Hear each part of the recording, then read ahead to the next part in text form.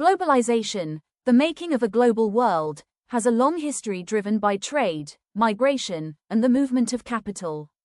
The Silk Routes are a prime example of vibrant pre-modern links, carrying Chinese silk, Indian spices, and other goods, with gold and silver flowing in return from Europe to Asia. Food exchange was massive. Crops like the potato, maize, and soya were unknown to Europe and Asia until about 5 centuries ago when the Americas were discovered. The introduction of the potato helped Europe's poor, but when disease destroyed the crop in the mid-1840s, the Irish potato famine led to hundreds of thousands dying of starvation. In the 16th century, the vast lands of the Americas began to transform global trade. The most powerful Spanish weapon was not guns, but the smallpox germs they carried. Lacking immunity, indigenous American communities were killed and decimated by smallpox, paving the way for European conquest and colonization. Silver from mines in present-day Peru and Mexico greatly enhanced Europe's wealth and financed its growing trade with Asia.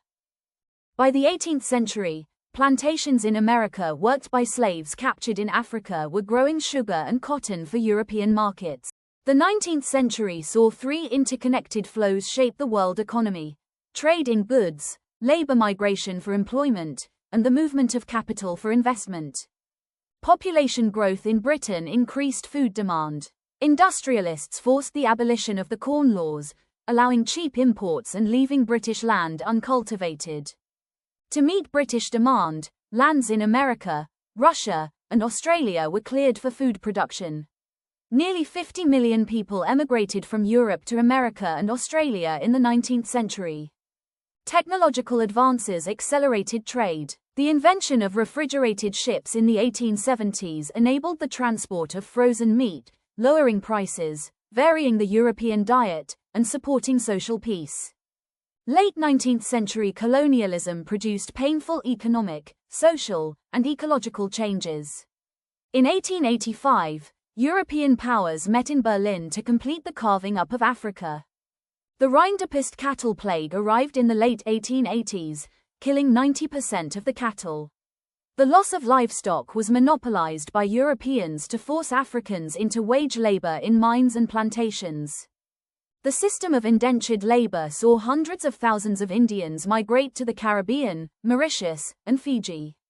They were fleeing declining cottage industries, rising land rents, and indebtedness. Often hired by agents who made false promises, indentured labor was called a new system of slavery. Workers faced harsh conditions and were identified by numbers, not names.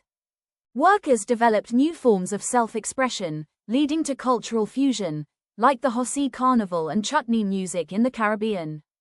The First World War, 1914 to 1918, was the first modern industrial war, causing 9 million deaths and 20 million injuries, unthinkable before the industrial age.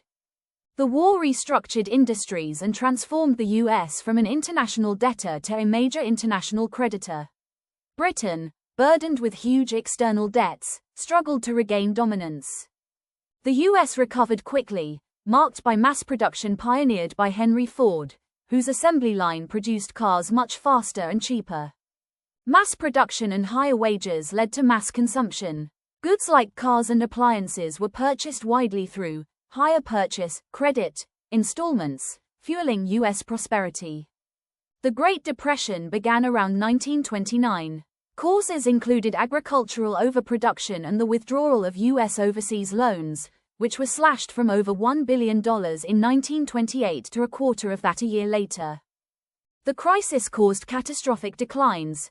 Farms failed, and over 4,000 banks and 110,000 companies collapsed by 1933. The Indian economy was immediately affected. Exports and imports halved, and wheat prices fell by 50%. Jute exports collapsed, leaving peasants deeply indebted.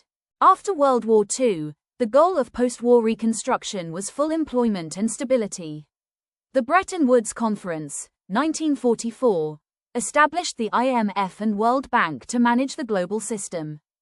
Newly independent nations formed the Group of 77, G77, to demand a new international economic order, NIEO, for fairer prices and control over their natural resources.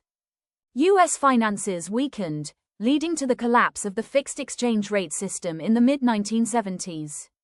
MNCs began shifting production to low-wage Asia, ultimately transforming the world's economic geography. The making of a global world is a history of interconnected flows, crises, and continuous transformation.